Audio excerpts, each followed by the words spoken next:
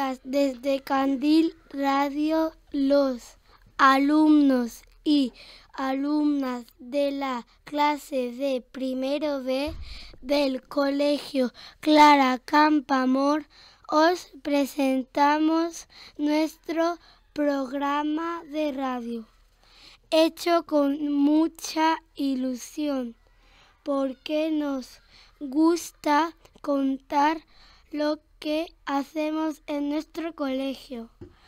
Dentro de nuestra aula, la que os habla es Rosa María, y este primer grupo está formado por Pepe, Hugo, Yasmina y Pablo, que es el que va a pasar a hablar a continuación. Los temas de los que vamos a hablar son los números romanos, Picasso, la música y las matemáticas, Estrella Ortiz, nuestra poeta adoptada, los juegos matemáticos, Carmen Herrera, el huerto escolar y Emi Noether. La mayoría de estos temas están relacionados con nuestro proyecto de este segundo trimestre, que es el Congreso de Historia de las Matemáticas. Doy paso a mi compañero Pepe, que os va a hablar sobre los números romanos. Los números romanos son unos números muy antiguos que se usaron hace más de 2000 años por el Imperio Romano. Los números romanos en realidad son letras mayúsculas. Estas letras se corresponden con nuestros números así. La I representa al 1, la V al 5, la X al 10, la L al 50, la C a 100, la D a 500 y la M a 1000.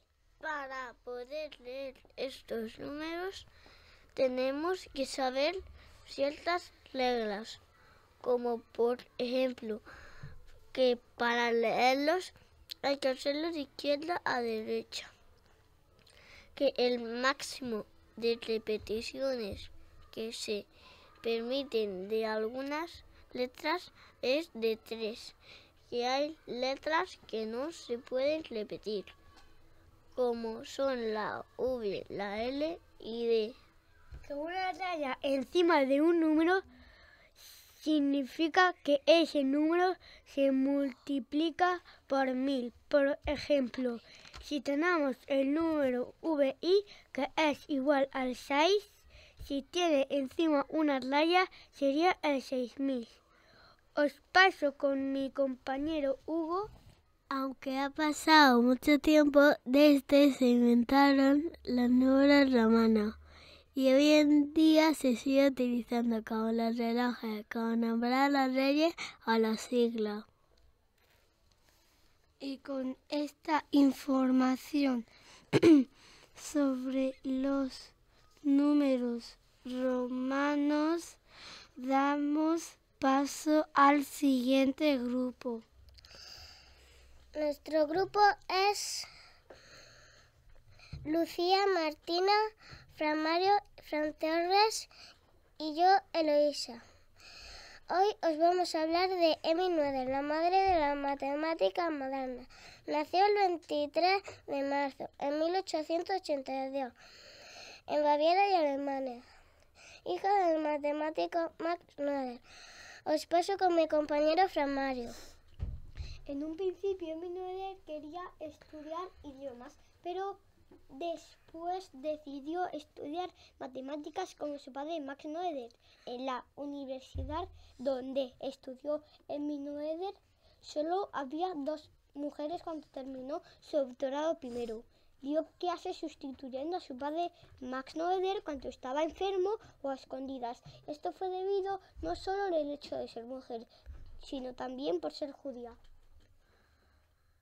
Durante años fue profesora sin recibir ningún dinero. En 1922 se convirtió en profesora con un pequeño sueldo. Destaca en el campo de las matemáticas y de la física. Es conocida por el teorema que lleva su nombre, no es de él. Os paso con mi compañera Martina. En 1932 fue la primera mujer en dar una conferencia en un congreso internacional de matemáticas. En 1933, cuando los nazis llegaron al poder, se tuvo que ir a Estados Unidos, en donde dio clases y siguió investigando. A pesar de sus grandes aportaciones a las matemáticas, sigue siendo una gran desconocida. Tuvo que superar muchos obstáculos por la única razón de ser mujer. Su valor fue reconocido por muchos, entre otros por Einstein, que dijo en 1900: ha sido el genio matemático más importante que jamás ha habido desde que se permitió a las mujeres acceder a la educación superior. Os dejo con el siguiente grupo.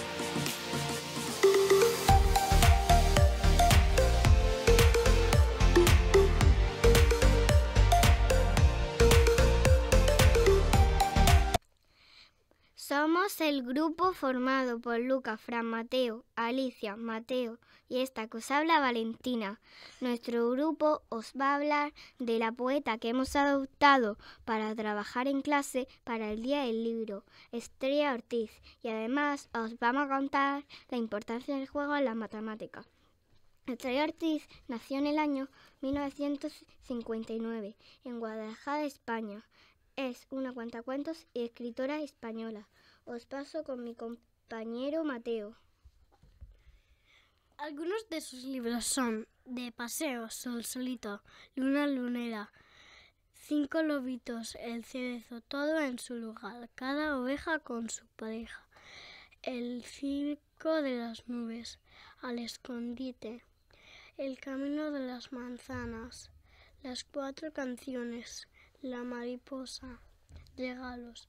Mi compañero Lucas os va a recitar una de sus poesías. Don Pepito el verdulero se cayó en un sombrero. El sombrero era de paja. Se cayó en una caja. La caja era de cartón. Se cayó en un cajón. El cajón era de pino. Se cayó en un pepino. El pepino maduró y don Pepito se salvó. A continuación pasamos a explicar la importancia de los juegos matemáticos. Los juegos matemáticos permiten aprender de forma divertida, favoreciendo la creatividad. Los juegos matemáticos deben tener las siguientes características: entender el problema o las reglas del juego, tener un plan para resolver el problema o ganar el juego, analizar y evaluar el resultado del problema y del juego. Hay muchas clases de juegos matemáticos. Esta es una de las muchas clasificaciones. Juego de números y operaciones, bico, dominó y superoca de operaciones y test raya. Juegos de geometría, tangram, geoplanos, construcciones.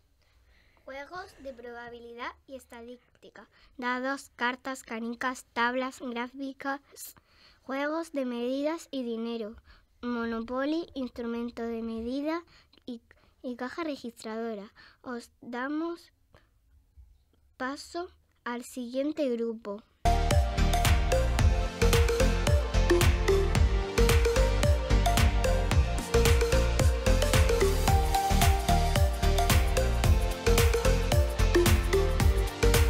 Somos el grupo formado por Martín, Saúl, Jesús, María y Gonzalo. Os vamos a explicar un poco de la larga vida de Pablo Ruiz Picasso y también la relación que nosotros encontramos entre la música y las matemáticas. Os vamos a comenzar hablando de un gran pintor malagueño, Pablo Ruiz Picasso, que nació el 25 de octubre de 1981. Hoy en día la casa en donde nació es un museo. Murió el 8 de abril de 1973 en Francia. Su padre fue pintor. Picasso fue pintor y escultor. Fue uno de los fundadores del cubismo. Pablo Picasso pasó por varias etapas en su pintura: periodo azul, periodo rosa, periodo negro, cubismo, neoclasicismo, etapa surrealista y expresionismo. Algunas de sus obras son Guernica, Las señoritas de Aviñón, La mujer que llora, El viejo guitarrista ciego. A continuación pasamos a decir la relación que hay entre la música y la matemática. El primero en relacionar la música y la matemática fue Pitágoras. Se centró en el estudio de la naturaleza, los números, los sonidos musicales y descubrió que había una relación entre los sonidos armónicos y los números enteros. Para los pitagóricos todo es número, así que empezaron a hacer números a través de la música. La música ayuda a resolver los problemas matemáticos. La música y la matemática de la creatividad y los dos lenguajes universales buscan la belleza. Damos paso al último grupo.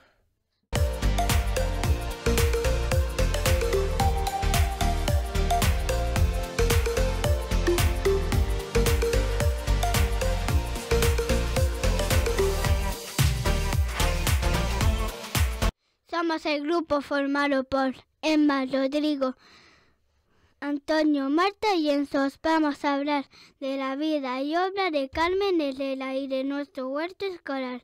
Carmen Elena nació en La Habana el 31 de mayo de 1915 y murió el 12 de febrero de 2022 en Nueva York. Murió con 106 años. Vivió en Nueva York. Fue pintora y escultora. Sus pinturas no fueron reconocidas hasta que tenía 89 años. Sus pinturas forman parte del movimiento geométrico y expresionismo abstracto. Pasamos a explicar lo que es el huerto escolar. El huerto escolar es una zona cultivada cerca de la escuela y que de su cuidado se encargan los alumnos y alumnas. Se suelen cultivar vegetales, frutas, plantas medicinales y flores. En invierno se planta lechuga, espinaca, brócoli, guisante, acelga, otro como otro, ya que espera a la primavera para recoger la cosecha. Hace 2 semanas plantamos nuestro huerto escolar, primero y segundo. Plantamos acelgas verdes y rojas y cebollas. Primero hicimos un pequeño agujero con una pala pequeña. Mezclamos la tierra con un poco de abono. Pusimos el plantón y lo cubrimos con la tierra mezclada con el abono. Sembramos a lo largo de un caballón acelga verde, cebolla y acelga roja, y así a lo largo de todo el caballón. En nuestro huerto tenemos el riego por goteo y lo tenemos rodeado con una valla de colores. Otros cursos también han sembrado otras verduras de invierno. Al final de primavera esperamos recoger nuestras cosechas. Nos despedimos de este programa de radio. Muchas gracias por habernos invitado.